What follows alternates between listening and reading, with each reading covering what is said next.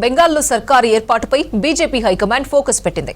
ఈ నెల 9న కొత్త సీఎం ప్రమాణ స్వీకార కార్యక్రమం ఉంటుందని స్టేట్ బీజేపీ చీఫ్ ప్రకటించారు.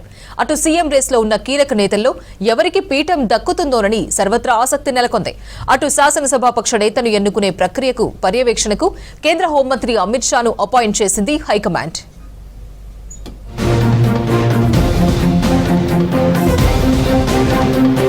వెస్ట్ బెంగాల్ అసెంబ్లీ ఎన్నికల్లో ప్రభంజనం సృష్టించిన బీజేపీ ప్రభుత్వ ఏర్పాటుపై కసరత్తు ముమ్మరం చేసింది.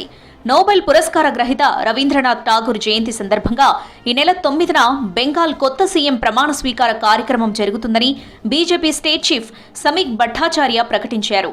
బెంగాల్లో కేవలం కొత్త ప్రభుత్వం ఏర్పాటు చేయడమే కాక సామాజికంగా ఎంతో అణిచివేతకు గురైన ఈ రాజకీయ సమాజాన్ని మార్చాలి అనుకుంటున్నట్లు చెప్పారు సమీక్ భట్టాచార్య.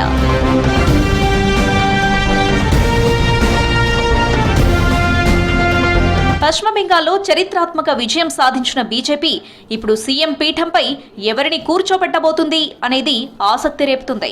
ఆ రాష్ట్రంలో పార్టీ ముఖచిత్రంగా ఉన్న సువేందు అధికారికే ఆ అవకాశం ఇస్తుందా, లేదంటే వివిధ రాష్ట్రాల్లో కొత్త వారిని తెరపైకి తెచ్చినట్లు అక్కడా ప్రయోగం చేయబోతుందా అనేవి ప్రస్తుతం ఆసక్తికరంగా మారాయి. సీఎం పదవి కోసం పార్టీ నుంచి దిలీప్ ఘోష్, మహిళా నాయకురాలు అగ్నిమిత్రపాల్, స్వపన్ దాస్ గుప్తా, సుకాంత మజుందార్, సమీక్ భట్టాచార్య వంటి వారి పేర్లు కూడా వినిపిస్తున్నాయి. ఇందులో కొందరిని డిప్యూటీ సీఎం పదవి కోసమైనా పరిగణలోనికి తీసుకోవచ్చని వార్తలొస్తున్నాయి.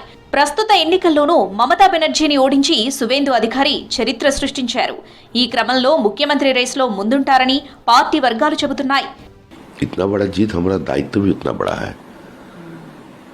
सिर्फ एक सरकार बदलना, मुख्यमंत्री बदलना हमारा लक्ष्य नहीं था.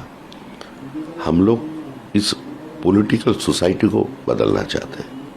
तो जब गृहमंत्री जी जो संकल्प पत्र का घोषणा कर दिया है, जो कमिटमेंट हम लोग किया है, ये गारंटी है जो हो जाएगा.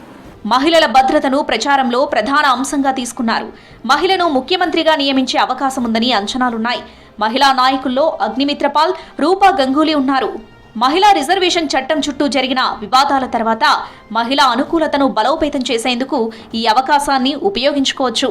మహిళా సెంటిమెంట్ పాటిస్తారా, లేదంటే సీనియారిటీకి ప్రాధాన్యత ఇస్తారా అన్నది సస్పెన్స్ గా ఉంది.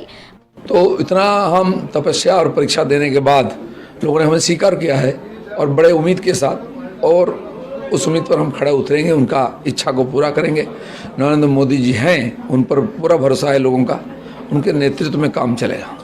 బీజేపీ శాసనసభాపక్ష నేతను ఎన్నుకునే ప్రక్రియను పర్యవేక్షించేందుకు కేంద్ర హోంమంత్రి అమిత్ షాను సెంట్రల్ సూపర్వైజర్గా బీజేపీ పార్లమెంటరీ బోర్డు నియమించింది. అమిత్ షాతో పాటు ఒడిశా ముఖ్యమంత్రి మోహన్ చరణ్ మాఝీ ఈ బాధ్యతలకు సహాయకులుగా నియమించినట్లు పార్టీ వర్గాలు వెల్లడించాయి. ఇద్దరు అగ్రనేతలు కోల్కతాలో కొత్తగా ఎన్నికైన బీజేపీ ఎమ్మెల్యేలతో సమావేశం కానున్నారు. మే 9కి ముందే శాసనసభాపక్ష నేతను ఏకగ్రీవంగా ఎన్నుకునే ప్రక్రియను వేగవంతం చేయనున్నారు.